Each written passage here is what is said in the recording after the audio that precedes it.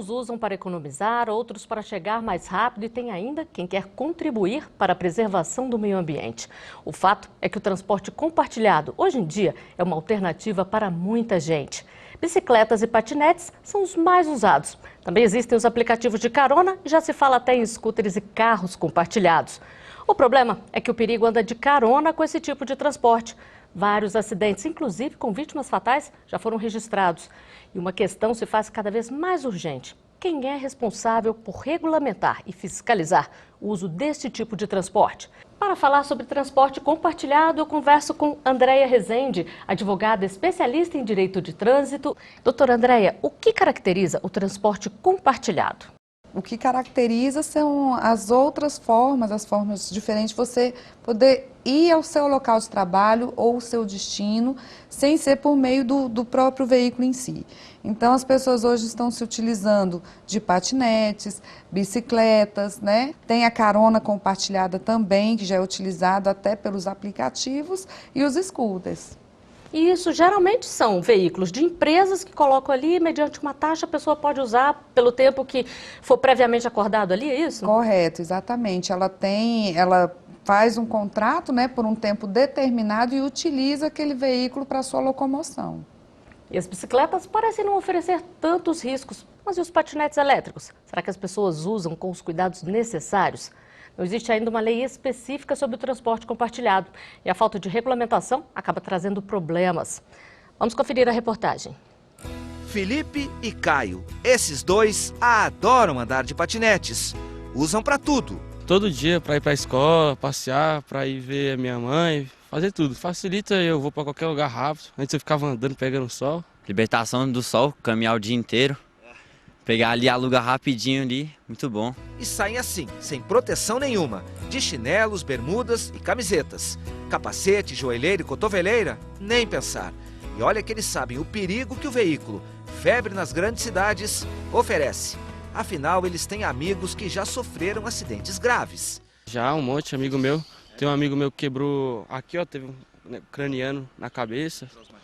Teve uma coisa que caiu aqui no parque. O uso de patinetes não tem regulamentação específica no Código Brasileiro de Trânsito. Ele é tratado como equipamentos de mobilidade autopropelidos, que tem algum tipo de motorização, mas as dimensões inferiores a uma cadeira de rodas. Por isso, muitos municípios, como as cidades do Rio de Janeiro e São Paulo, por exemplo, já regulamentaram o uso e a circulação dos patinetes em lei, mas em outros lugares isso ainda não aconteceu, como aqui no Distrito Federal, por exemplo. Aqui, o Departamento de Trânsito e a Polícia Militar fizeram apenas recomendações para o uso e a circulação dos equipamentos. O assessor do Detran do Distrito Federal defende uma regulamentação única para todo o território nacional e, assim, evitar acidentes e problemas no uso dos patinetes de aluguel. O Departamento de Trânsito entende que o mais correto é que os órgãos normativos federais, Denatran e Contran, possam criar regulamentações para o Brasil inteiro. Uma vez que, por mais que a legislação hoje permita que prefeituras e até que o Distrito Federal possa fazer uma legislação, mas esses equipamentos são utilizados e compartilhados no Brasil inteiro. Então a mesma pessoa que se associa a uma empresa aqui, ela vai participar às vezes de uma situação aqui no DF, às vezes em outro estado, e é melhor que seja uma regulamentação só, para que todos possam fazer da mesma forma. Bom, vamos falar então de legislação, doutora Andréia. De quem é a competência para legislar sobre esse tema? A lei ela permite que os municípios, o Distrito Federal, legislem sobre esse tema. Mas tendo em vista a utilização desses transportes compartilhados no Brasil inteiro, o correto seria que o Denatran regulamentasse a utilização desses transportes, né, compartilhados. Agora, tem uma questão, por exemplo, a Constituição Federal, ela não permite que estados e municípios limite os direitos individuais das pessoas. Então, teria que ser por meio de lei federal. E é aí que a gente tem esse conflito de competência. E os patinetes elétricos não são notícia só pela praticidade, mas também pelos acidentes. E nós temos uma pergunta das ruas sobre isso. Vamos ver.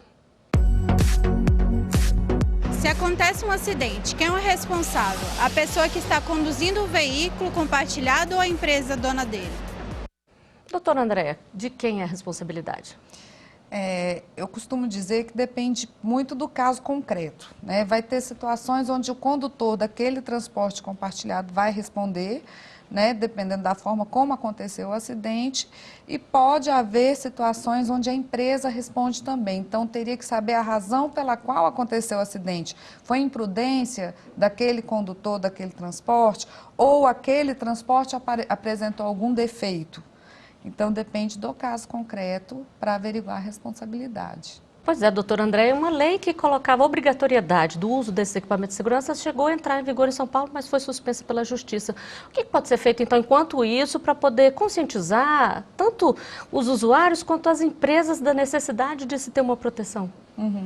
Como o doutor Arthur comentou, né, seriam campanhas educativas, está sempre lembrando da importância, né, de ter esses equipamentos de proteção, lembrando que esses transportes compartilhados não são brinquedos, então eles são utilizados para locomoção, né, e até que tenha uma lei em vigor, seria educando tanto os condutores como as pessoas que estão à volta desses veículos. E quem pode entrar neste mercado? Quais são as regras para empresas que oferecem transporte compartilhado?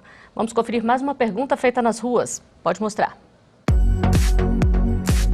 Eu gostaria de saber quais são as regras para as empresas que fornecem esse tipo de transporte. Elas precisam de autorização para compartilhar os veículos? Doutora Andréia, é preciso algum tipo de autorização para poder entrar nesse tipo de mercado? Sim, essas empresas que fornecem esses transportes compartilhados, elas precisam ter uma concessão de uso tanto das prefeituras como do Distrito Federal. E também teria que ter um contrato com os condutores desses transportes, desses veículos, de utilização. E qual é a responsabilidade de alguém que aluga uma bicicleta ou patinete elétrico? Nós temos uma pergunta sobre isso. Pode mostrar aqui. Eu gostaria de saber o que acontece com o condutor que não respeita as regras de uso desses veículos compartilhados. Doutora Andréia, primeiro vamos saber quais são essas regras de modo geral. É preciso assinar um cadastro antes e ali está tudo estabelecido direitinho? Sim, ele tem que baixar o aplicativo, se cadastra, né? E ali ele já fica especificado para ele as regras, né, para a utilização desses veículos de transporte. Então, vai especificar a questão de valores, como que é a retirada do veículo, quanto tempo ele pode estar utilizando, onde ele pode deixar aquele veículo compartilhado. Então, esses aplicativos, no ato do cadastro, que ele já dá a assinatura do termo, já traz todas essas regras. E o que acontece se essa pessoa não cumprir com isso? Ela pode, por exemplo, de repente ser impedida de usar aquele veículo no futuro? Cada empresa faz a própria regra? Como é que funciona? Cada empresa tem autonomia para aplicar a sua própria regra, mas sim, existe possibilidade dela ficar impedida de utilizar aquele meio de transporte caso ela descumpra a regra. E vamos à última pergunta feita nas ruas para ser respondida pelos nossos convidados. Pode rodar. Estes veículos possuem seguro? O que acontece se um deles for roubado?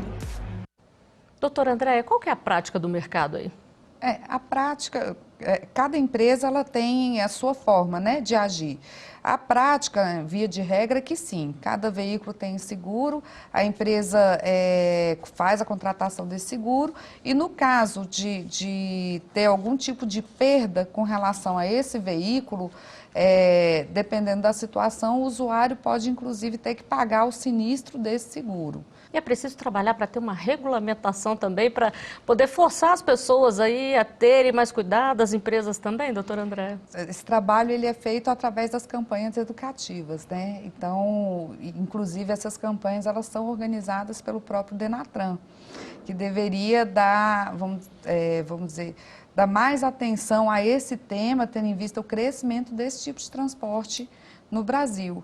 Então, seria através de campanhas educativas, tanto televisão, como local, como em escolas, né, para poder trazer informações da melhor forma de utilizar esses veículos de transporte. E já existem essas campanhas que, pelo menos assim, em larga escala, eu não vi nenhuma ainda. As campanhas educativas de trânsito, elas são organizadas pelo Denatran. Anualmente, ele traz um programa de campanhas educativas. Ele teria que dar mais enfoque a esse tema. Ao transporte compartilhado ainda não foi dado nenhum não. enfoque de campanha, né? Ainda não. E aí, doutora Andréia, a regulamentação se faz mais urgente ainda, né? Já que, por exemplo, carros e scooters são veículos mais caros e os riscos bem maiores, como o Arthur falou aqui, né? Maiores, com certeza. E aí, já se trabalha também uma regulamentação nesse sentido?